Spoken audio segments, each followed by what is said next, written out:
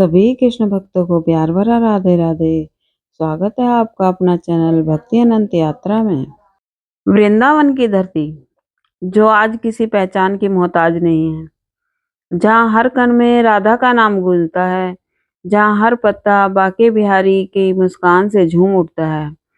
तो आज हम यही जानेंगे अपने इस वीडियो में कि इन बाके बिहारी जी को किसने प्रकट किया।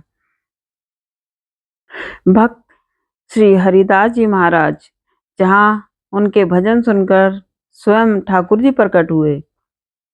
16वीं शताब्दी में वृंदावन के निधिवन में एक महान संत विराजमान थे, स्वामी हरिदास जी महाराज।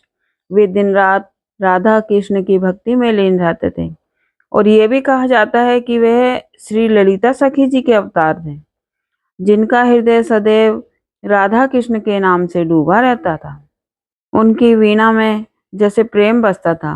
श्री हरिदास जी महाराज के भजन इतने रसपूर्ण होते थे कि पूरा वृंदावन उनके रस में डूब ही जाता था। स्वामी जी के एक शिष्य थे विठल विपुल जी। वे रोज अपने गुरु को भजन में खोए हुए देखते थे। एक दिन उन्होंने कहा, गुरु जी आप किसको देखते रहते हैं, किसको देखकर आप भजन गाते हैं? तो उन्होंने कहा कि यह दर्शन तुम आंखों से नहीं कर सकते, यह तो हृदय से ही किए जाते हैं। तो विठल जी के बार बार कहने पर हरिदास जी ने कहा, ठीक है, आज मैं तुम्हें भी उनके दर्शन कराऊंगा जो मेरे हृदय में बसते हैं। शाम का समय था, निधिवन की हरियाली दियों की लो। संध्या का समय, मंद पवन चल रही थी। हरिदास जी ने वीणा उठाई और भजन करना आरंभ किया। धीरे धीरे निधिवन में दिव्य प्रकाश फैल गया, वृक्ष झूम उठे, वातावरण सुगंधित हो गया। और तभी क्या हुआ कि एकदम श्री हरिदास जी के सामने स्वयं श्री राधा और कृष्ण प्रकट हो गए। हरिदास जी ने नतमस्तक होते हुए कहा, प्रभु आपने दर्शन देकर मेरा जीवन धन्य कर दिया। राधा रानी मुस्कुराई और श्याम सुंदर बोले, हरिदास जी तुम्हारी भक्ति ने हमें बांध लिया, आज से हम तुम्हारे साथ ही रहेंगे। तब श्री हरिदास जी ने कहा, प्रभु मैं तो फकीर हूँ, मुझ पे तो कुछ खाने के लिए भी नहीं है, मैं जो रूखा सूखा खाता हूँ वही खिला सकता हूँ। इतना कहते ही राधा और कृष्ण एक स्वरूप में आ गए। बोलो श्री बाके बिहारी लाल की जय। मतलब कि राधा और कृष्ण दोनों एक ही स्वरूप में आ गए, जो जिनको नाम दिया गया श्री बाके बिहारी। हरिदास जी ने उस मूर्ति को अपने आश्रम में स्थापित कर लिया। बाद में उनके शिष्यों ने निधिवन के पास जाकर उस स्थान पर मंदिर बनवाया, जहाँ आज श्री बाके बिहारी जी विराजमान हैं।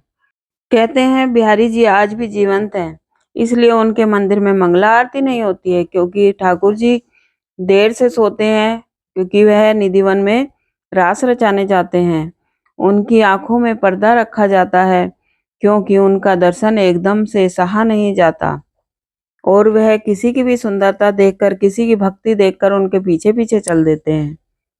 बिहारी जी के इतने चमत्कार हैं कि उनके चमत्कारों के दर्शन कर करके ही लोग आज वृंदावन को चमत्कारों की धरती समझने लगे हैं।